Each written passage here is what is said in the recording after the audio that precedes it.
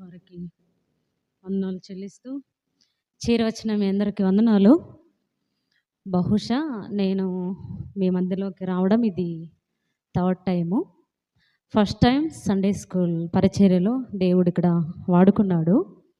రెండవసారిగా స్త్రీల కూడికలోనే ప్రభు మరలా మీ మధ్యకు ఐ థింక్ నాకు తెలిసి ఆగస్టులో మీ మధ్యకు వచ్చాను. మరలా ప్రభు దయ ఉన్నందువల్ల మరలా అంకుల్ గారు మమ్మల్ని మీ మధ్యలోకి మీతో సహవాసం చేయటానికి మమ్మల్ని ఇలా పిలిచి మీ సహవాసములో ఇలా చేర్చడానికి ప్రభుకి మొదట థ్యాంక్స్ చెల్లిస్తూ విజయరాజు అంకుల్కి కూడా వందనాలు చెల్లిస్తూ ఉన్నాం. మీరందరికి కూడా మరలా ఓపికతో స్త్రీల కొడుకు చేరి వచ్చిన మీకు కూడా మరొకసారి వందనాలు చెల్లిస్తూ ఉన్నాను. నేను వచ్చినప్పుడు ఎవరి గురించి చెప్పానో ఐడియా ఉందా? రైట్, థ్యాంక్ యూ అక్క. తిమోతి తల్లి గురించి చెప్పాను. తల్లి పేరేంటి చెప్పండి? యునికే గురించి చెప్పాను. చాలా బాగా గుర్తుపెట్టుకున్నారు, అందుని బట్టి మీకు థ్యాంక్స్. ఆమె గురించి 3 మాటలు చెప్పాను కదా. వాక్యమును నేర్పిన తల్లి, విశ్వాసము కలిగిన తల్లి, చివరికి ఏమి గెలుపొందిన తల్లి. ఆ తల్లి కుమారుణ్ణి చాలా చక్కగా పెంచినట్టుగా మనము చూస్తాం. అటు మనం కొత్త నిబంధనలో ఒక స్త్రీని చూసుకున్నాం. ఈ దినంలో పాత నిబంధనలో ఒక స్త్రీ గురించి నేర్చుకోవటానికి దేవుడు నాకు ఇచ్చిన తలంపును బట్టి మీ మధ్య పంచుకోవటానికి ఆశపడతా ఉన్నాను. అంతకంటే ముందుగా నిజం చెప్పాలి అంటే మీరు వాక్యం బాగా తెలిసిన వాళ్ళు. ఎందుకు నేను అంటాను ఈ మాట అంటే, మీ మధ్యకు పెద్ద పెద్ద సేవకులు రావడం, మేము కెనాన్ అన్నగారు స్టేటస్ పెడతా ఉంటారు, లైవ్లో మేము కూడా చూస్తూ ఉంటాం. మొన్ననే మీటింగ్స్ జరిగాయి కదా, కేరళ నుంచి ఎవరు మాథ్యూ అంకుల్ గారు వచ్చారు. నిజంగా మీరు చాలా ధన్యులు. చాలామంది సంఘాలలో వాక్య కొరత చాలా ఉంది, కానీ ప్రభు మనకిచ్చిన పరిస్థితిని బట్టి ఈ సిచ్యువేషన్లో కూడా మీకు మంచి వాక్యాన్ని దేవుడు అందించడానికి కూడా ఈ సంఘములో మిమ్మల్ని చేర్చాడు. అందును బట్టి మేము చాలా థ్యాంక్స్ చెల్లిస్తున్నాం. నిజంగా వాక్యాలు కరువు అయ్యే రోజుల్లో మనము ఉన్నాం, కానీ మీరు చాలా ధన్యులు. చాలా పెద్ద పెద్ద సేవకులు రావటం, వారు వాక్యాన్ని అందించటం మేము లైవ్లో చూస్తూ ఉంటాం. అంతేకాదు మా పెద్ద బ్రదర్ ఎక్కువగా ఇక్కడ లైవ్ని ఎక్కువ చూస్తూ ఉంటాడు. ఎందుకు చూస్తూ ఉంటాడంటే, వాడికి ఇష్టమైన సేవకులు చాలామంది ఇక్కడ పిలిపించడం జరుగుతూ ఉంది. వాడికి అందుకు బాగా ఎక్కువ వింటూ ఉంటాడనమాట. నిజంగా మీరు చాలా ధన్యులు. విజయరాజు అంకులకు కూడా నిజంగా ఆయనకిచ్చిన ఆ ఓపికకి ఈ వయసులో కూడా నిజం చెప్పాలి అంటే, అంత వయసుకు వచ్చేసరికి మనం బతుకుతామో తెలియదు, కానీ దేవుడు అసలు అంకుల్కి ఇచ్చిన ఆ యొక్క ఏమంటారు హుషారు, ఆ ఇచ్చిన తలంపు నిజంగా దేవుడు ఆ అంకులను బట్టి కూడా మేము చాలా స్తుతిస్తున్నాం. మేము కూడా ఈ సంఘాన్ని బట్టి ప్రార్థిస్తున్నాం. మీరు కూడా కల్లూరు సంఘాన్ని బట్టి కూడా ప్రార్థించండి. మా భవిష్యత్తు కొరకు కూడా ప్రార్థించాలని మనవి చేస్తున్నాం. వాక్యంలోకి మనం వెళ్ళిపోదాం. 2వ రాజుల గ్రంథము, అంతకంటే ముందుగా 2వ దినవృత్తాంతములు 27వ అధ్యాయం 1వ వచనం తీయగలిగిన వారు చదవండి. 2వ దినవృత్తాంతములు 27వ అధ్యాయం. యోతాము ఇలా ఆరంభించినప్పుడు 25 ఏండ్ల వాడై యెరూషలేములో 16 సంవత్సరములు ఏలెను. అతని తల్లి సాదోకు కుమార్తె, ఆమె పేరు చాలు. ప్రార్థిద్దాం. మమ్మల్ని మిక్కిలిగా ప్రేమించిన మా గొప్ప దేవ, సకల ఆశీర్వాదాలకు కారణమైన మా మంచి దేవుడవైన విధానము కొరకై మీకు వందనములు చెల్లిస్తూ ఉన్నాం ప్రభువా. నిజంగా మాటి మాటికి ప్రభా ఈ బిడ్డలతో సహవాసం చేయటానికి మాకిచ్చిన ఈ మంచి ధన్యతను బట్టి మీకు వందనములు చెల్లిస్తూ ఉన్నాం. నిష్ప్రయోజకురాలను ప్రభా, ఎన్నిక లేని దానను ప్రభా, అలాంటి మమ్ములను ప్రభా మీరు నిలబెట్టి మీరే ముందుండి మీరు మాట్లాడండి ప్రభా. ఏది మాట్లాడాలో మీరే మాట్లాడమని మిమ్మల్ని అడుగుతూ ఉన్నాం. ప్రభు ఈ సంఘాన్ని అంతకంతకు మీరు వర్ధిల్ల చేయండి. విజయరాజు అంకులను బట్టి కూడా మీరు ప్రభా మీకు స్తుతులు చెల్లిస్తూ ఉన్నాం. మరింతగా మంచి ఆరోగ్యాన్ని ప్రభు బిడ్డకు మీరు ఇచ్చుదురని మిమ్మల్ని అడుగుతూ ఉన్నాం. చేరి వచ్చిన ప్రతి ఒక్కరిని విషయంలో మీరు జ్ఞాపకం చేసుకొని మీ ప్రియ బిడ్డలు ఇంకా రావాల్సిన వారు ప్రభా ఎవరైనా ఉంటే మీ సన్నిధికి త్వరపెట్టండి. మీరే కృప చూపండి, సహాయమును దయచేదురని ముందున్న సమయాన్ని మీ చేతులకు అప్పగిస్తూ ఈ కొద్ది విన్నపమును మా ప్రభుని ప్రియకుమారుడైన యేసు అతి పరిశుద్ధ నామమున ప్రార్థించి స్తుతిస్తున్నాం పరమ తండ్రి, ఆమేన్. నేను ఈ 2026లో దేవుడు చాలా ప్రమాదాల నుండి తప్పించాడు. మొన్న రీసెంట్గానే ప్రేయర్ కని నేను ఒక మందిరానికి వెళ్ళాను. మా సంఘం మొత్తం మేము వెళ్తూ ఉంటుండగా కొంతమంది కలిసి మేము వెళ్తూ ఉన్నాము. వెళ్తూ ఉన్న సమయంలో కొత్తగా డ్రైనేజ్ కాలువలు కడుతూ ఉన్నారు. చాలా నాకు ఇక్కడ దాకా ఉన్నాయి అవి. అంత కాలువలు కడుతూ ఉన్నారు, కొత్త కాలువలు దాటుతూ ఉన్నాము. యాక్చువల్గా ఆ బండ మీద వెళ్ళాల్సిన నేను దాటగలను అని సుమారుగా చాలా ఇక్కడి నుండి అక్కడ దాకా ఉంది, అది దాటగలను అని సడన్గా దాటడానికి ప్రయత్నించినప్పుడు నా లాంగ్ డ్రెస్ నా స్లిప్పర్ కింద వెళ్ళిపోయినప్పుడు వెంటనే కాలువలోకి పడిపోయాను. నిజం చెప్పాలి అంటే వయసు తక్కువైన వారు ఒకవేళ పడి ఉంటే ఖచ్చితంగా నడుములున్న ఎముకలన్నీ ఇరిగిపోవాల్సింది. కానీ దేవుడు కొంత గాయంతో నన్ను పెద్ద ప్రమాదం నుండి తప్పించాడు. యాక్చువల్గా రాలేనేమో అని అనుకున్నాను, కూర్చోలేను అని అనుకున్నాను. కానీ దేవుని దయ వలన మా సంఘం చాలా ప్రార్థించింది. సంఘం చేసిన ప్రార్థనను బట్టి దేవుడు నన్ను స్వస్థపరిచాడు, ఆ ప్రమాదం నుండి తప్పించాడు. రీసెంట్గా మరలా ఒక 3 days అయింది, బీపీ డౌన్ అయిపోయి అన్నం అట్లా వారుస్తూ ఉండగా ఈ చేయి మొత్తం కాలింది అన్నమాట. కానీ దేవుడు ఆ ప్రమాదం నుండి కూడా తప్పించాడు. ఎందుకు నేను ఇది చెప్తున్నానంటే ఇంకా ప్రభు పనిని చేయాలి అన్నది నాకు అర్థమైంది.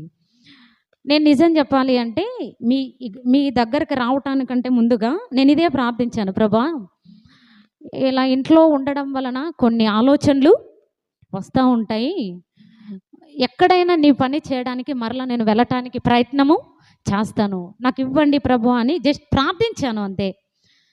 ప్రార్థనలో ఉండగా రాజన్న నాకు కాల్ చేసి అమ్మా కోయిలకుంట్లకి మీరు వెళ్ళాలి అంట అని చెప్పాడు. చాలా సంతోషించాను. ప్రభా నా ప్రార్థనను మీరు విన్నారు అని దేవునికి థ్యాంక్స్ చెప్పుకున్నాను అనమాట. అందుకే దేవుని పని ఇంకా చేయాలన్నది ఉంది కాబట్టి మీరందరూ ప్రార్థించండి. మా భవిష్యత్తు కొరకు, ప్రభు కొరకు ఇంకా వాడబడలాగున మీరందరూ ప్రార్థించాలని మీకు వందనాలు చెప్తా ఉన్నాను.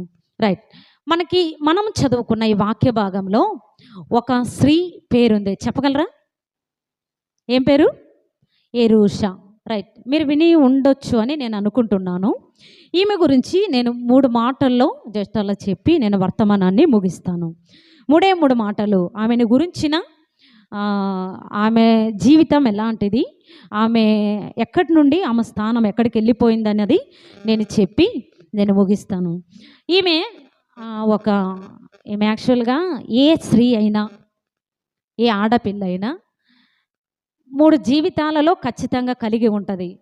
రెండవదిగా కూతురుగా ఉంటుంది, రెండవదిగా భార్యగా ఉంటుంది, మూడవదిగా చెప్పండి తల్లిగా ఉంటుంది. ఈమె కూడా ఎరూషా ఈ 3 పాత్రలలో తన వంతు సహాయంగా తను చక్కగా నిర్వర్తించినట్టుగా చూస్తాం. ఈ తల్లి గురించి 2వ రాజుల గ్రంథంలో 15:3 చివరిలో ఉంటుంది, 2వ దినవృత్తాంతములు 27 మొదట్లో ఉంటుంది. అంతకు మించి ఈమె గురించి ఇంకెక్కడ వ్రాయబడలేదు. ఈమెను ఎరూషా లేదా జెరూషా అని కూడా అంటాం. ఈమె పెద్దగా దేవుని కొరకు ఆమె ఏదో పెద్ద వర్తమానాలు కానీ ఆమె పెద్ద పరిచర్య కూడా చేయలేదు. కానీ బైబిల్లో ఎవరి గురించైనా దేవుడు వ్రాయించాడు అంటే ఖచ్చితంగా ఆమె నుండి మనం ఏదో ఒకటి నేర్చుకోవాలనే దేవుడు వ్రాయించుంటాడు, అంతే కదా. దేవుడు ఊరకనే జీవగ్రంథములో ఎవరి పేరును లిఖించడానికి ఇష్టపడడు. లిఖించాడు అంటే అది మంచి అయినా చెడు అయినా. లిఖించాడు అంటే ఏదో ఒక పాఠాన్ని నేర్చుకోవడానికి దేవుడు మనకి పెట్టి ఉంటాడు అన్నది నా ఉద్దేశం. ఈమె గురించి ఏమి నేర్చుకోవడానికి దేవుడు పెట్టాడు అంటే, ఈమె జీవితం ముగ్గురుతో ముడిపడి ఉంది. ఆ ముగ్గురు ఎవరు అంటే, మొట్టమొదట ఆమె యాజకుని కుమార్తె. ఎవరు చెప్పండి? యాజకుని కుమార్తె. మనం చదివాము కదా, ఆమె ఎవరి కుమార్తె అంట? అక్కడ ఉంది, ఆ పేరుంది, ఆ యాజకుని ఆ పేరుంది. చెప్పగలరా? మరలా చదవండి, 27వ అధ్యాయం మొదటి వచనం మరలా చదవండి.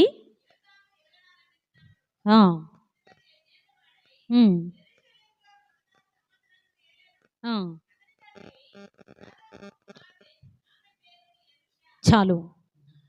ఆమె ఎవరి కుమార్తె అంటే, యాజకుడైన సాదోకు కుమార్తె.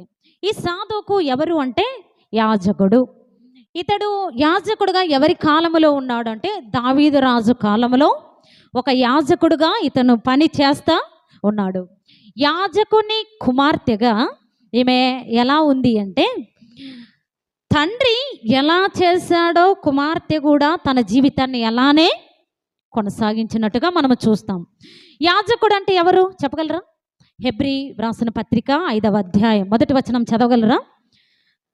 హెబ్రీ రాసిన పత్రిక 5వ అధ్యాయం మొదటి వచనం తీసిన వాళ్ళు చదవండి.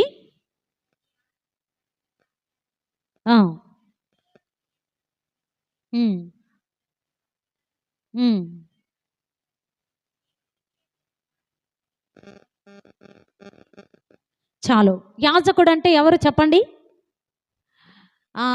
మనుషులకు దేవునికి మధ్యవర్తిగా ఉండేవాడే యాజకుడు. ఇప్పుడు సాధుకు ప్రజల యొక్క పాపముల విషయమై దహన బలులను, వారి పాప పరిహారార్థము కొరకై ఆ ధూపాన్ని వేయడానికి ఉండేటువంటి యాజకుడు. మొట్టమొదట బైబిల్లో యాజకుడిగా ఎవరున్నారో చెప్పగలరా? మనం అనుకుంటాం అహరోనుగా మనం చూడగలం. ఈ సాధువుకు యాజకుడిగా మధ్యవర్తిగా ఉన్నాడు. ఈమె ఓకే, మనకందరికీ తెలుసు యాజకుడు అంటే పరిశుద్ధంగా ఉండాలి, యాజకుడు అంటే చాలా పవిత్రతతో ఉండాలి, యాజకుడు అంటే మెడిటేర్గా ఉండాలి, మధ్యవర్తిగా ఉండాలి, యాజకుడు అంటే ఏ పాపము లేని వాడుగా ఉండాలి. పాత నిబంధన కాలంలో మనం చూస్తే అలానే వ్రాయబడి ఉంటాయి. ఓకే, మరి యాజకుని గురించి, యాజకుని కుమారుల గురించి కూడా ఉంది. యాజకుడు ఎలా ఉంటాడో యాజకుని కుమార్తె కూడా అలానే ఉండాలి, అంతే కదా? యాజకుడు పరిశుద్ధంగా ఉండి కుమారులు కానీ కుమార్తెలు కానీ పాపం చేస్తూ ఉంటే చాలా అది మంచి పేరా చెడ్డ పేరా? చెడ్డ పేరుగానే గుర్తిస్తారు. కానీ బైబిల్లో మనం ఒక మాట చూస్తాం. లేవీకాండం 21వ అధ్యాయం 17వ వచనం చదవండి. లేవీకాండం 21వ అధ్యాయం 17వ వచనం చదవండి.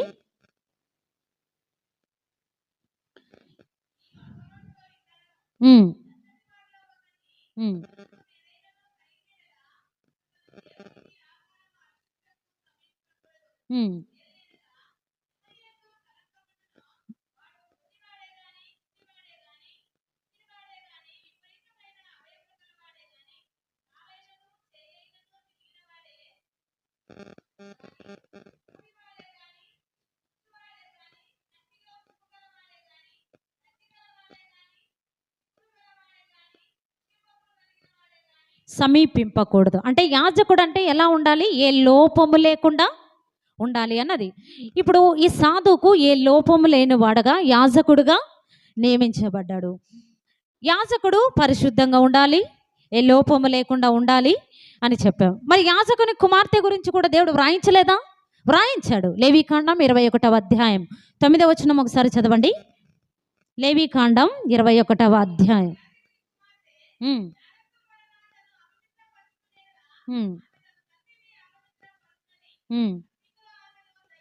చాలు. ఆమె యాజకుని కుమార్తె అయ్యండి ఒకవేళ పాపము చేస్తే ఆమెను ఏం చేయాలని చెప్పారు? ధర్మశాస్త్రం ప్రకారం అగ్నితో ఆమెను దహించవలను. ఇప్పుడు చెప్పండి, యాజకుడు పవిత్రంగా ఉండాలి, యాజకుని కుమార్తె కూడా పవిత్రంగా ఉండాలి, యాజకుని కుమారుడు కూడా పవిత్రంగా ఉండాలి. నేను అంటాను, ఈ తండ్రిని సాధోకును చూస్తూ తండ్రి ఎలా ఉన్నాడో అట్ ద సేమ్ టైం ఈమె కూడా అలానే ఉన్నట్టుగా మనము చూస్తాం. ఏ పాపము లేనిదిగా, ఏ జారత్వము లేనిదిగా, ఆమె అపవిత్రత లేనిదిగా ఉన్నట్టుగా మనము చూస్తాం. తండ్రిని చూసినట్టుగా, తండ్రి ఎలా ఉన్నాడో తప్పకుండా తప్పకుండా తండ్రి చేసినట్టుగా ఈమె కూడా చేసింది. తండ్రి ఎలా బ్రతికాడో ఈమె కూడా అలా బ్రతికినట్టుగా మనము చూస్తాం. బైబిల్లో కూడా పాత నిబంధన గ్రంథంలో యోబు కూడా, మనం చాలామంది తల్లులు మాత్రమే ప్రార్థించాలి అని అనుకుంటాం. నో, తండ్రులు కూడా ఏం చేశారు? ప్రార్థన చేశారు. యోబు కూడా అంతే కదా. తన కుమారుల కొరకు, కుమార్తెల కొరకు ఆయన అరుణోదయమున లేచి ఏం చేసేవాడంట? వారందరి కొరకు ప్రార్థన చేశాడు. ఎక్కడ యోబు భార్య ప్రార్థన చేసినట్టుగా లేదు, కానీ యోబు ప్రార్థన చేసినట్టుగా ఉంది. అసలు యోబు ప్రార్థన చేయగా, అసలు యోబు గ్రంథంలో చివరి అధ్యాయంలో మనం చూస్తాం, ఊజు దేశంలో అంతా యోబు కుమార్తెలంత సౌందర్యవంతులు ఇంకెవరు లేరు. సౌందర్యవంతులే కాదండి, వారు ఆత్మీయ సౌందర్యంలో కూడా మంచివారే. నేను అంటాను, ఈ కుమార్తె యెరూష తండ్రిని తప్పకుండా పాటించింది కూడా. పరిశుద్ధంగా ఉండటానికి ఆమె ఏం చేసింది? పరిశుద్ధంగా సవాల్ చేసింది. ఒక విషయం చెప్తాను, ఆనాడు సాధుకు యాజకుడే అవ్వచ్చు, తండ్రిని చూసి ఆమె పవిత్రంగా ఉండొచ్చు, కానీ మన తండ్రి ఎవరు చెప్పండి? ఆయన కూడా ప్రధాన యాజకుడు. బైబిల్లో ఉంది కదా. హెబ్రీ మనం తీయండి మరలా, మనందరికీ తెలిసిన వాక్య భాగమే. హెబ్రీ రాసిన పత్రిక 7వ అధ్యాయం 26వ వచనం చదవండి. హెబ్రీ రాసిన పత్రిక 7వ అధ్యాయం.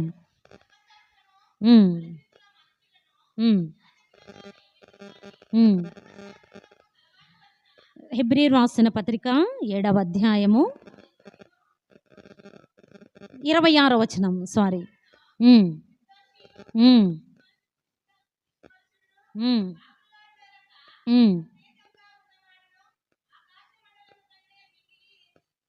హెచ్చైనవాడు, ఇట్టి ప్రధాన యాజకుడు మనకు సరిపోయినవాడు. ఇప్పుడు చెప్పండి, మన ప్రభువు ప్రధాన యాజకుడు, మన ప్రభువు ఆయన మనకి సరిపోయిన యాజకుడు. ఆనాడు జస్ట్ యాజకుడే పవిత్రంగా ఉండాలని ధర్మశాస్త్రం నిర్ణయించగా, మన ప్రభువు కూడా పవిత్రుడును, నిర్దోషి, నిష్కలమషుడు, ఏ పాపము లేనివాడు, పాపం అంటే ఎరుగని మన ప్రభువు పాపము నాలో ఉంటే చూపించండి సవాల్ చేసినటువంటి ఏకైక గొప్ప దేవుడు, ఇట్టి ప్రధాన యాజకుడు మనకెలాంటి వాడు? సరిపోయిన దేవుడు. ఇప్పుడు చెప్పండి, మన ప్రధాన యాజకుడు పవిత్రంగా ఉన్నాడు, మన ప్రధాన యాజకుడు నిర్దోషిగా ఉన్నాడు, మన ప్రధాన యాజకుడు నిష్కల్మషుడుగా ఉన్నాడు. ఇట్టి ప్రధాన యాజకుడమైన ఆయన బిడ్డలమైన మనము కూడా ఎలా ఉండాలి? పవిత్రంగానే ఉండాలి. ఎలా ఉండాలి? పరిశుద్ధంగానే ఉండాలి. మాటలలోన, చూపులలోన, జీవితంలోన, ప్రవర్తనలోన, ఎవ్రీథింగ్ మన ప్రభు కొరకు మనం ఎలా ఉండాలి? పరిశుద్ధంగానే ఉండాలి. మన ప్రభు పరిశుద్ధుడైన ప్రకారం మనము కూడా పరిశుద్ధులుగా ఉండాలి. ఆయన అన్నాడు కదా, నేను పరిశుద్ధుడును గనక మీరు కూడా పరిశుద్ధులై ఉండాలి. యాజకుడైన సాధుకు పరిశుద్ధుడుగా ఉండగా, కుమార్తె కూడా ఎలా ఉంది? పరిశుద్ధిగా ఉంది. ఆనాడు ఆ యాజకుడు అలా ఉన్నప్పుడు, ఈనాడు మనకు సరిపోయిన యాజకుడు ఎలా ఉన్నాడు? సరిపోయిన యాజకుడుగా ఉన్నాడు. ఎంత గొప్ప దేవుడు! అట్టి దేవుణ్ణి కలిగిన మనం ఎలా ఉండాలి? పరిశుద్ధులంగానే మనము ఉండాలి. మందిరంలోకి వస్తున్నాం, అందుకే దేవుడు ఏమన్నాడంటే, మందిరంలోనికి వచ్చేటప్పుడు మన ప్రవర్తన మనము జాగ్రత్తగా చూసుకొనవలెను అన్నాడు. ప్రభు నమ్మిన మనము కూడా మన ప్రవర్తన విషయంలో, మన మాటల విషయంలో, మన సమస్యల విషయంలో ఏదైనా కానివ్వండి, మనం ఎలా ఉండాలి? పవిత్రంగా ఉండాలి. ఉన్నామా? ఆలోచిద్దాం. మందిరంలోనికి వచ్చిన, బయట సమాజంలో ఉన్నా, కుటుంబంలో ఉన్నా, ఎక్కడ ఉన్నా మనం ఎలా ఉండాలి? పరిశుద్ధంగా ఉండాలి. నేను ఈ మాట చెప్పడానికి ధైర్యం చాలదు, కానీ సమాజంలో ఉన్నప్పుడు చాలా అనేక మందిని ఎదుర్కోవాల్సి వస్తుంది. కొన్నిసార్లు మనం ఎంత పవిత్రంగా ఉండాలి అని ప్రయత్నించిన బయట సమాజం వారు మనల్ని ఏం చేస్తారు, కొన్నిసార్లు కలిపి చెరపటానికి అవకాశం ఉంటుంది. మందిరంలో ఒకలాగా, బయట ఒకలాగా అలా వేషధారంతో ఉన్నామనుకో, పవిత్రత మన ప్రభు అయిన యేసు కొరకు పరిశుద్ధంగా జీవించిన వరంగా ఉండగలమా? లేదు. బయట ఉన్నా, లోపల ఉన్నా, ఎక్కడ ఉన్నా, కుటుంబంలో ఉన్నా, సమాజంలో ఉన్నా, ఎక్కడైనా ఉండని, కానీ మనం ఎలా ఉండాలి? ఒకటేసారి పరిశుద్ధంగా కలిగి ఉండండి అని చెప్పలేదు. పరిశుద్ధంగా ఉండటానికి ప్రయత్నము చేయాలి. ప్రయత్నము కూడా చేయకుండా మనం ఇష్టానుసారంగా జీవిస్తే ప్రభుకు మనం ఎలా పరిశుద్ధులు అవుతాం చెప్పండి? పరిశుద్ధులుగా ఉండాలి. మనలను పరిశుద్ధులను పరచటానికే మన ప్రభు అయిన యేసుక్రీస్తు ఆయన కలువరి శిలువలో ఏం చేశాడు? తన ప్రాణమును పెట్టాడు. అసలు యాక్చువల్గా ఆయన పరిశుద్ధుడే కాదు, ఆయన పరిశుద్ధుడు, నిర్దోషే కాదు, ఆయన చాలా ధనవంతుడైంది. సమస్తమును కూడా మన కొరకు ఆయన ఏం చేశాడు? విడిచిపెట్టాడు. ఏమీ లేనివాడుగా, దరిద్రుడిగా ఈ లోకానికైనా వచ్చాడు. కారణం ఏంటి? మనం చేసిన పాపమే. కానీ అయినాను మన ప్రభు మనల్ని ఏం చేస్తున్నాడు? ప్రేమిస్తున్నాడు. ఇట్టి ప్రధాన యాజకుడికి మనం ఎలా ఉండాలి? పరిశుద్ధంగా ఉండాలి. మొట్టమొదట జెరూషా, ఆమెలో ఉన్న మొట్టమొదటి లక్షణం ఏంటి అంటే యాజకుని కుమార్తె. ఈమె యాజకులు, అసలు యాజకుల యొక్క గోత్రం ఏంటో చెప్పగలరా? వారి గోత్రం ఏంటి అంటే లేవి గోత్రం. ఈమె లేవి గోత్రంలో నుండి ఏ గోత్రంలోకి వెళ్ళిపోయిందంటే మనం చదువుదాం. ఇప్పుడు రండి, మరలా 2వ దినవృత్తాంతములు 26వ అధ్యాయం 5వ వచనం చదవండి. 2వ దినవృత్తాంతములు 26వ అధ్యాయం 5వ వచనం.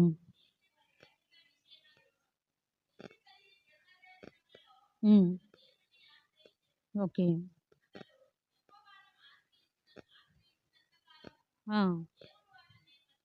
చాలు. ఇక్కడ మనం రెండవదిగా ఏం చూసుకుంటామంటే ఆమె లేవి గోత్రములో నుండి ఏ గోత్రములోకి వెళ్ళిపోయింది అంటే యూదా గోత్రములోకి వెళ్ళిపోయింది. ఆమె మొట్టమొదట యాజకుని కుమార్తెగా ఉంది. రెండవదిగా యూదా రాజుకు భార్యగా మార్చబడింది. రెండవది ఆమెలో ఉన్న లక్షణం ఏంటంటే యూదా రాజుకు భార్యగా ఆమె వెళ్ళిపోయింది. లేవి గోత్రములో నుండి యూదా గోత్రములోనికి ఆమె యాజకుని యొక్క కుమార్తె నుండి యూదా రాజుకు భార్యగా మారిపోయింది. ఈమె స్టేటస్, ఈమె ఇప్పుడు పెరిగిందా తగ్గిందా చెప్పండి? పెరిగింది. ఆమె ఒక రాజుకు భార్యగా ఉంది.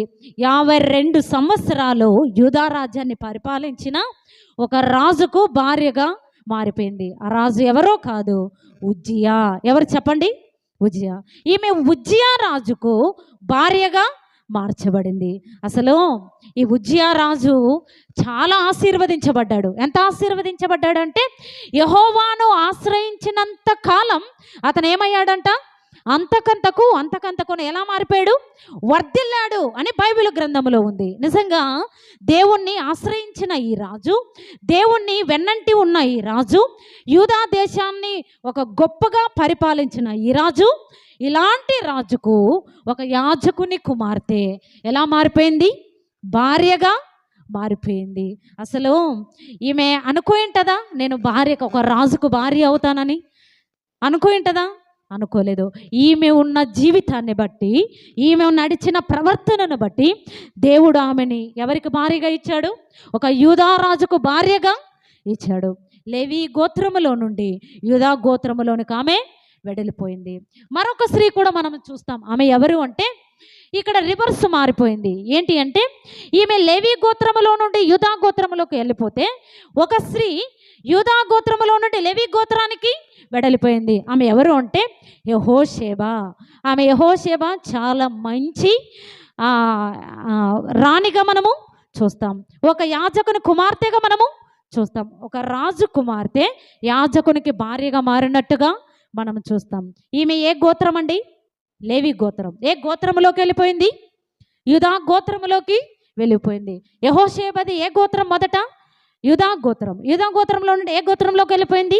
లేవి గోత్రంలోకి వెడలిపోయింది. మంచి మేనతగా బైబిల్లో లిఖించబడినటువంటి యెహోషేబా చాలా మంచి స్త్రీగా మనం ఆమెను చూస్తాం. మనం ఆమెను గురించి నేను వర్ణించట్లేదు, కానీ ఈ ఉజ్జియా రాజు వృద్ధి చెందుతూ ఉన్నాడు. వృద్ధి చెందుతూ ఉంటే ఈయనకి రాను రాను రాను రాను ఆస్తి పెరుగుతూ ఉంది. రాను రాను రాజ్యం కూడా అతనిని చాలా పొగుడుతూ ఉన్నారు. అతడు చూస్తా చూస్తా పెరుగుతూ ఉంటుంటే ఆ మనస్సులో అతను ఏమయ్యాడంటే గర్వించాడు. అంతే కదా, ఏదైనా అంతకంతకు వర్ధిల్లుతూ ఉంటే మనసులో ఏం పెరుగుతుంది? గర్వం అనేది పెరుగుతుంది. ఈ వ్యక్తి కూడా అలానే చేశాడు. ఏం చేశాడు అంటే గర్వించాడు. నేను రాజును కదా, అసలు యాజకునికి నేను ఎవరిని? అల్లుడిని. నేను ఇప్పుడు ఎవరిని? రాజుని. నేను ఏది చేసినా చెల్లుతుంది అన్నట్టుగా ఈ వ్యక్తి తను బ్రతికినట్టుగా చూస్తాం. మొదట దేవుని కొరకు చాలా నమ్మకమైన వ్యక్తిగా నిలబడ్డాడు. దేవుణ్ణి ఆశ్రయించాడు. దేవుని ఆశ్రయించినంతకాలం అతను వర్ధిల్లాడు. దేవుణ్ణి ఆశ్రయించినంతకాలం అతను అంతకంతకు తన రాజ్యాన్ని అతను ఏం చేశాడు? వర్ధిల్లేటట్టుగా చేశాడు. తన మనస్సులో ఎప్పుడైతే రాజ్యం పెరిగిపోయిందో, ఎప్పుడైతే అతను వృద్ధి చెందాడో, అతని మనసులో ఏం కలిగింది? గర్వం అన్నది పెరిగింది. గర్వం పెరిగిన తర్వాత అతను ఏం చేశాడు అంటే గర్వించినవాడు గర్వించినట్టుగా ఏం చేశాడంటే ఊరుకోలా. యాక్చువల్గా యాజకులు ఉండే చోటుకి ఇంకా ఎవరైనా వస్తారా? యాజకులు మాత్రమే వెళ్తారా? యాజకులు మాత్రమే వెళ్తారు. ఒకవేళ పొరపాటున ఎవరైనా వెళ్ళారు అనుకో, ఏమవుతారు? స్పాట్లో డెడ్ అవుతారు, ఖచ్చితంగా చనిపోతారు. అది ధర్మశాస్త్ర ప్రకారం అదొక రూలు అన్నమాట. ఆ యాజకులు ఉండవలసిన చోటికి రాజులు రావచ్చా? రాకూడదు. రాజులు ఉండే స్థానంలో యాజకులు ఒకవేళ వెళ్ళొచ్చు ఏమో తెలియదు, కానీ యాజకులు ఉండే స్థానానికి మట్టుకి ఎవరు వెళ్ళకూడదు? ఏ సామాన్య ప్రజలు కానివ్వండి, ఏ రాజు కానీ వెళ్ళకూడదు. కానీ ఇతను ఏం చేశాడు అంటే యాజకులు ఉండవలసిన స్థానంలో ఇతను ఏం చేశాడు? వెళ్ళిపోయాడు. ఏమని వెళ్ళాడు అంటే, అరే ఆ ఊరుగా అతను నేను యాజకుని అల్లుడినే కదా, సాధువుకి ఇతను ఏమవుతాడు? అల్లుడే కదా, నేను అల్లుడిని కదా, నేను ఆ స్థానంలోకి వెళ్తే ఏమవుతుంది అన్నట్టుగా సాహసం చేసి యాజకులు వేయవలసిన ధూప స్థానములోకి ఇతడు ఏం చేశాడు? వెళ్ళి నేను కూడా ఆ స్థానములో ధూపము వేస్తాను అన్నట్టుగా ఇతడు ఏం చేస్తాడంటే ఆ స్థానములోకి వెళ్ళిపోయాడు. వెళ్ళిపోయిన తర్వాత అందరూ చూస్తుండగానే ఆ ధూపం వేయటానికి అతను బలవంతంగా ప్రయత్నము చేశాడు. ప్రయత్నం చేస్తూ ఉన్న సమయంలో అతను ఏమయ్యాడో తెలుసా? మీరు తర్వాత 2వ దినవృత్తాంతంలో 26 అధ్యాయం మొత్తం చదవండి. అతడు అందరూ చూస్తుండగానే అతను ఏం కలిగింది? కుష్ఠవ్యాధి కలిగింది. ఎంత ఆశ్చర్యం చెప్పండి. యాజకులు ఉండవలసిన స్థానములో అతను ఏం చేశాడు? గర్వించిన వాడై యాజకుల స్థానములోకి అతను వచ్చాడు. ఎవరి స్థానం వారిది. మనం కూడా అంతే. అమ్మా, మనకి ఏ స్థానమైనా ఇవ్వని దేవుడు ఆ స్థానాన్ని మనం ఏం చేయాలి? హ్యాపీగా స్వీకరించాలి. యాజకులు ఉండవలసిన స్థానంలో యాజకులు ఉండాలి. రాజులు ఉండాలి స్థానంలో రాజులు ఉండాలి. పరిచారకులు ఉండవలసిన స్థానంలో పరిచారకులు ఉండాలి. ఎవరు ఉండవలసిన స్థానంలో వారు ఉండాలి. యెహోషువ మీరు చదవద్దు, నేను చెప్తాను. యెహోషువ గ్రంథంలో 3వ అధ్యాయంలో వారు ఆ యొక్క యోర్దాను నదిని దాటడానికి ముందు దేవుడు ఒక షరతు పెట్టాడు. ఏమని పెట్టాడు అంటే, మీరు యోర్దాను దాటాలి అంటే 3 రోజుల్లో మిమ్మును మీరు ఏం చేసుకోవాలి? పరిశుద్ధపరచుకోవాలి అని దేవుడు చెప్పాడు. వారు 3 దినముల్లోగా వారే పరిశుద్ధపరుచుకున్నారు. ఇంకా యోర్దాను వాళ్ళు ఏం చేస్తూ ఉన్నారు? దాటుతూ ఉన్నారు. దాటుతూ ఉన్న సమయంలో అక్కడ ఉంది ఆ క్రమం చాలా చాలా మంచి క్రమంగా బైబిల్ గ్రంథంలో రాశాడు. అసలు మొట్టమొదట ఏది నిలిచిందో తెలుసా? మందసము నిలిచింది. మందసాన్ని మోసేవారు ఎవరు చెప్పండి? యాజకులు. లేవీలు మోసారు. లేవీలు ఉన్నారు, మందసం ఉంది. మందసం ఎవరికి సాదృశ్యం? మన ప్రభు అయిన యేసుక్రీస్తుకి సాదృశ్యం. మొట్టమొదట మందసం ఉంది, యాజకులు ఉన్నారు. తర్వాత ఇంకెవరున్నారు? ప్రజలు ఉన్నారు. తర్వాత నియమింపబడిన 12 గోత్రాల వారు ఉన్నారు. చెప్పండి, ఒకవేళ వారి స్థానము గనక వారు మిస్ అయింటే ఆ యోర్దానును వారు దాటేవారు కాదు. ఇక్కడ కూడా నేను చెప్పవలసినది ఏంటి అంటే, మనస్సున మనం ఎన్నడూ గర్వించనే గర్వించకూడదు. రెండవదిగా మన స్థానం ఏంటో మనము గుర్తించాలి. కుటుంబాలలో అంతే కానివ్వండి. ఇప్పుడు భర్త ఉండవలసిన స్థానంలో భర్త ఉండాలి, భార్య ఉండవలసిన స్థానంలో భార్య ఉండాలి, పిల్లలు ఉండవలసిన స్థానంలో పిల్లలు ఉండాలి. పిల్లలు ఉండకుండా ఒకవేళ పిల్లలు తండ్రి స్థానంలోకి వచ్చి నేను పెత్తనం చెలాయిస్తానంటే ఒప్పుకుంటామా? నీకేం తెలుసురా అంటాం, అంతే కదా. కుటుంబాన్ని విషయంలోనే ఏం తెలుసన్న మనము మందిరంలో మనకేం తెలుసని మనం పెత్తనం చెలాయిస్తాం చెప్పండి, అంతే కదా. స్త్రీలముగా మనం ఏం చేయాలంటే దేవుడు మనకిచ్చిన బాధ్యతను మనము చక్కగా నిర్వర్తించాలి. నేను ఎందుకు ఈ మాట చెప్తున్నాను అంటే ఇక్కడ ఎవరి స్థానముల వారు గుర్తెరిగితే సంఘాలు చాలా చక్కగా జరిగిపోతాయి, సాఫీగా జరిగిపోతాయి. లేదు నేను ఈ స్థానంలో ఇది నేను వేరే స్థానంకి వెళ్తాను అంటే మందిరాలు పతనం అవ్వడం ఖాయం. ఎందుకండి మనం ఈ మధ్యలోనే చాలా సంఘాలు చూస్తూ ఉన్నాం కదా. నన్ను పెద్దగా నియమించండి అని కొందరు, లేదా నన్ను పరిచారకులు నియమించండి అని మరికొందరు, ఎవరి స్థానం వారిది ఉన్నట్టుగా చిన్న భిన్నమై పోతున్నాయి. సేవకులు ఉండవలసిన స్థానంలో పెద్దలు ఉంటున్నారు, పెద్దలు ఉండవలసిన స్థానంలో సేవకులు ఉంటున్నారు. ఇదంతా తారుమారుగా అయిపోతూ ఉన్నాయి. ఈ యొక్క ఉజ్జియ యాజకులు ఉండవలసిన స్థానంలోకి ఆయన వెడలిపోయాడు. ఒక రాజుగా తనకిచ్చిన బాధ్యతను నెరవేర్చకుండా యాజకులు ఉండవలసిన స్థానంలో వెడలిపోయాడు. విడ్డూరం ఏంటి అంటే చనిపోయేంత వరకు ఆ కుష్టుతోనే అతను ఏమయ్యాడు? చనిపోయాడు. ఆ వ్యాధి బాగుపడలేదు, అతను క్షమాపణ అడగలేదు. నేను ఈ మాట ఎందుకు చెప్పదలుచుకున్నాను అంటే అమ్మా, ఏదైనా పాపం మనలో ఉంటే ప్రభు దగ్గర మనం ఏం చేయాలి? ఒప్పుకోవాలి. ప్రభా ఫలానా విషయంలో నేను బలహీనుగా ఉన్నాను, ఒప్పుకోవాలి. ఈ ఉజ్జియ ఒప్పుకోకుండా మనసును గర్వించి అలానే ఉండిపోయాడు. ఉండడమే కాకుండా చనిపోయేంత వరకు అతను ఎలా ఉన్నాడు? అక్కడ ఉంది చూడండి, 2వ దినవృత్తాంతములు 26వ అధ్యాయం 20వ వచనం ఒకసారి చదవండి.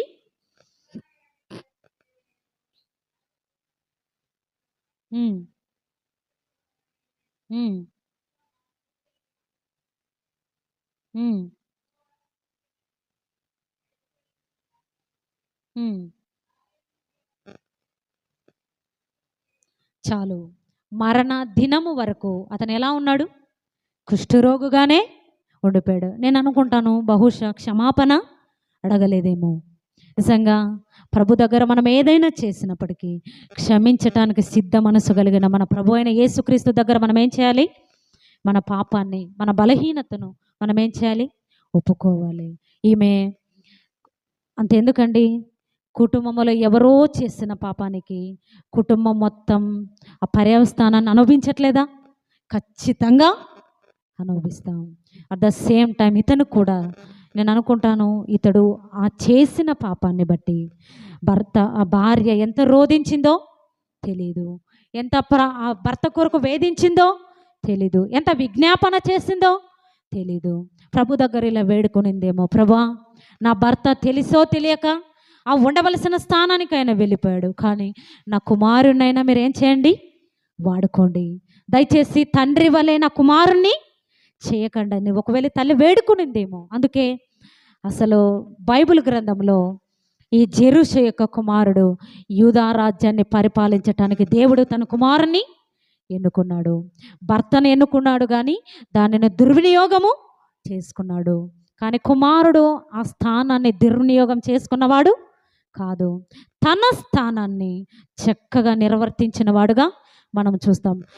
ఆ కుమారుడు నిర్వర్తించడానికి గల కారణం ఆ కుమారుని వెనక ఎవరి ప్రార్థన?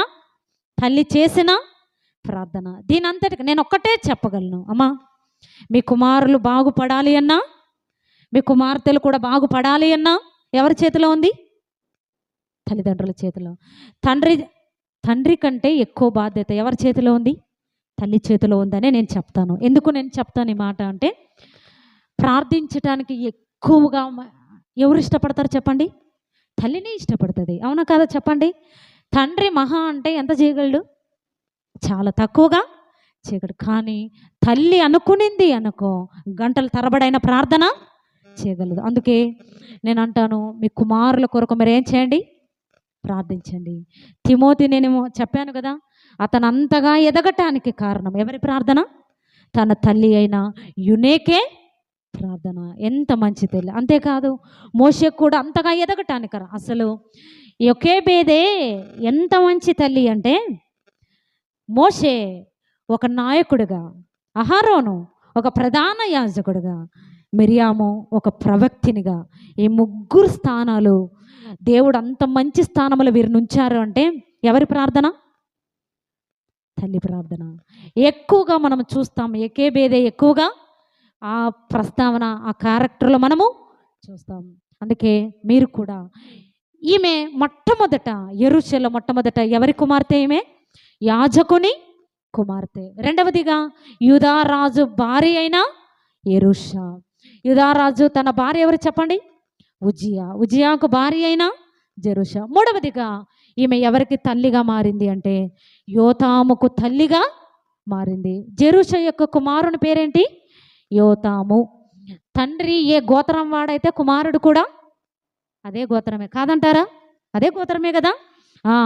యూదా దేశాన్ని పరిపాలించినటువంటి యోతాముగా దేవుడు వాడుకున్నాడు. ఈమె అసలు అసలు 2వ దినవృత్తాంతములు 27వ అధ్యాయంలో ఉంది. ఈ రాజు అంట, యోతాము రాజు దేవుని కొరకు నమ్మకంగా జీవించిన వాడంట, దేవుని కొరకు యథార్థంగా జీవించిన వాడంట, దేవుని కొరకు ఒక నమ్మకమైన పరిచర్య చేసినవాడు. దినవృత్తాంతాలు 27వ అధ్యాయం 1వ వచనం చదవండి.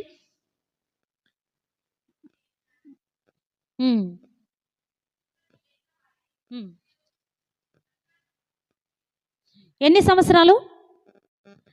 16 సంవత్సరములు. ఏ వయసులో ఏలాడు ఆయన?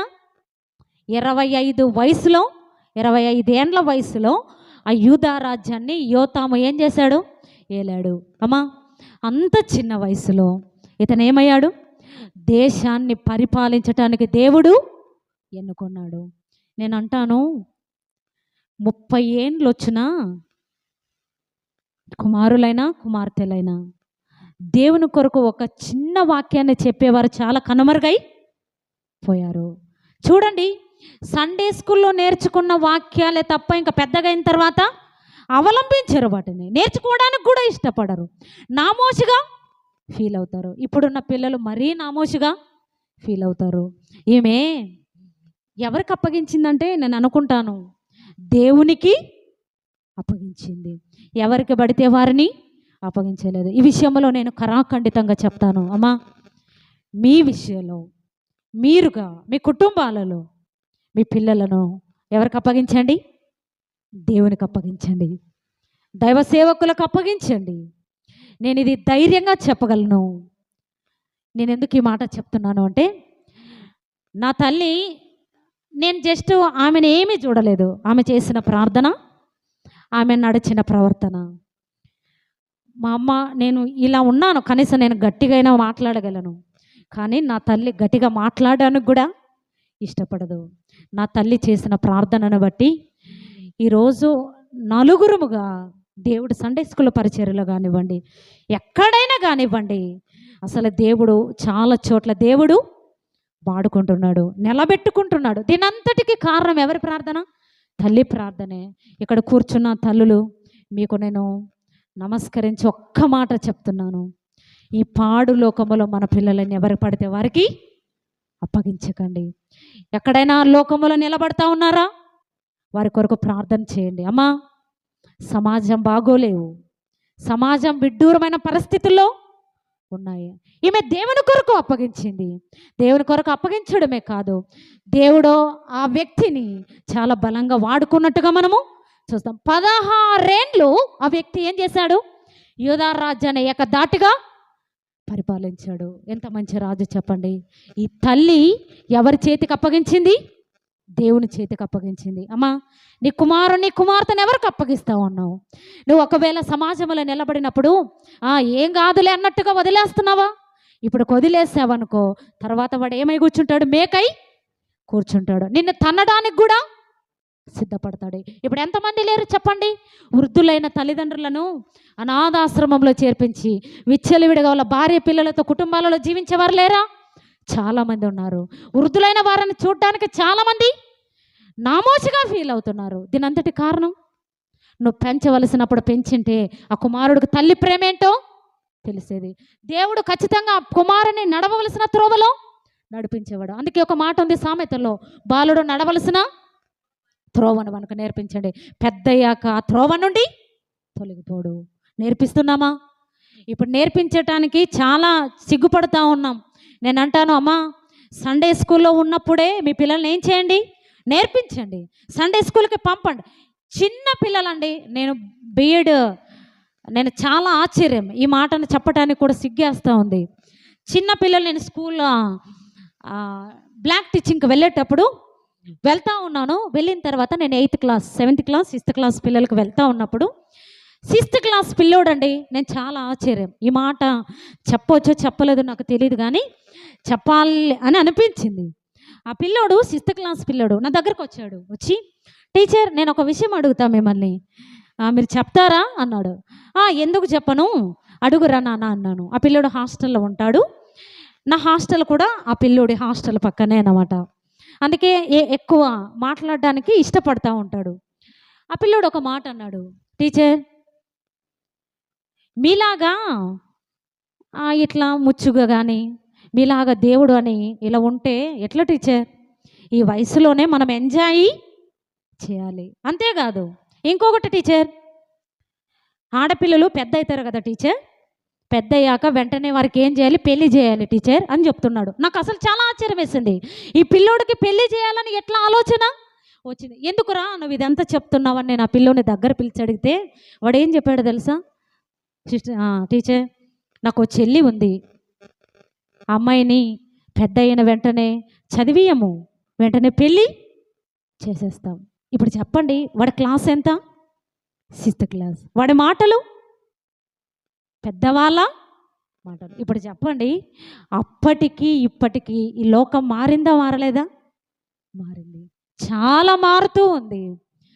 న్యూస్ చదివితే ఒకప్పుడు ఏవో ఒక మంచి విషయాలు తెలిసేవి న్యూస్ పేపర్ చదివితే, కానీ ఇప్పుడు మంచి విషయాలు న్యూస్ పేపర్ తెరిస్తే చాలా భయంగా ఉంది. వారిని చంపారు, వీరని చంపారు, ఎంత విడ్డూరమైన వార్తలు అంటే వినటానికి చాలా విడ్డూరంగా ఉన్నాయి.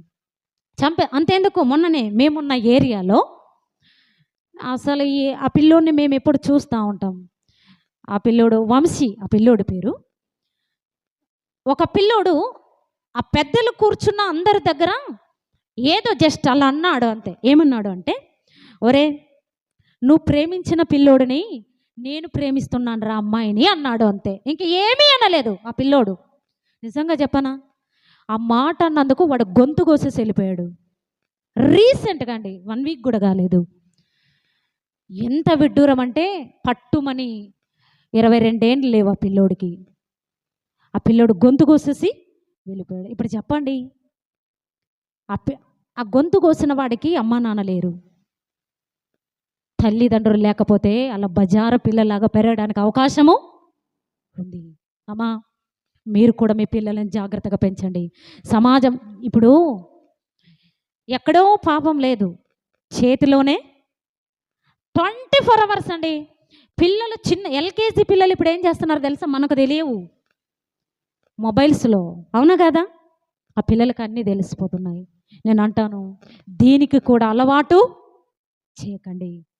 దయచేసి మన పిల్లలను భక్తిలో పెంచుదాం, బాధ్యతలో పెంచుదాం, విశ్వాసములో పెంచుదాం, ప్రభువులో పెంచుదాం, ప్రభువుకు అప్పగిద్దాం, ప్రభువుని ప్రేమించేటట్టుగా వారిని చేద్దాం.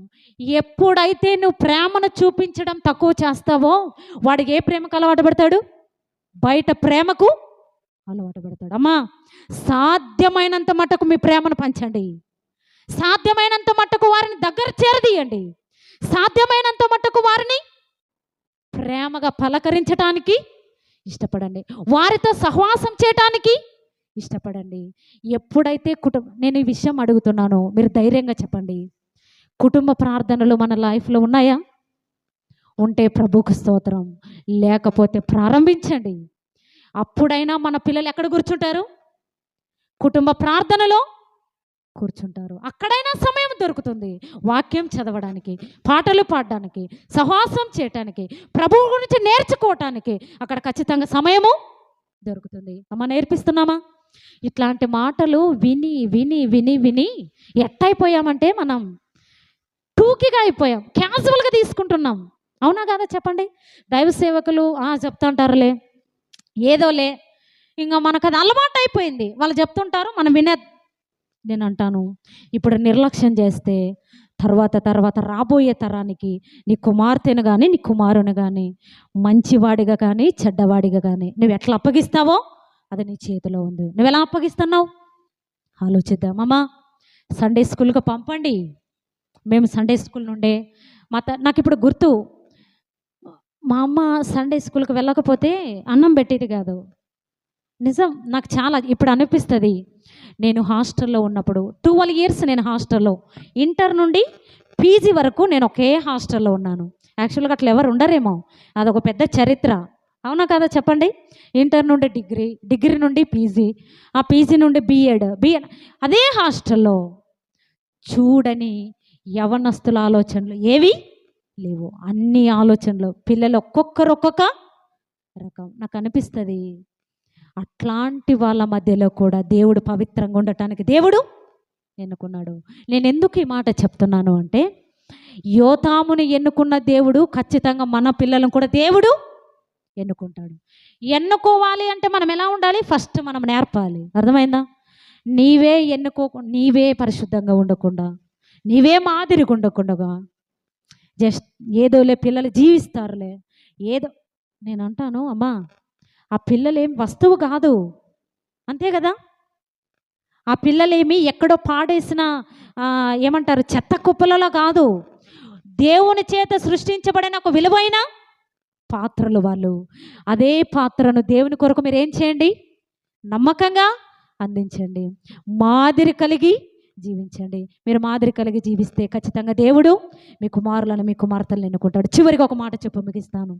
జెరూషా అనగా అర్థం ఏంటి అంటే స్వాధీనము చేయబడినదని అర్థం. ఏంటి చెప్పండి? స్వాధీనము. ఆమె ఎవరు స్వాధీనం చేయబడింది? దేవుని కొరకు స్వాధీనము చేయబడింది. యాజకుని కుమార్తెగా స్వాధీనం చేయబడింది. యూదారాజు భార్యగా స్వాధీనం చేయబడింది. ఆమె చివరి యోతాము తల్లిగా ఆమె స్వాధీనము చేయబడింది. దేవుని చేతిలో ఒక స్వాధీనం చేయబడిన వ్యక్తిగా ఆమె నిలబడిపోయింది. అమ్మా, నువ్వు ఎవరి స్వాధీనం?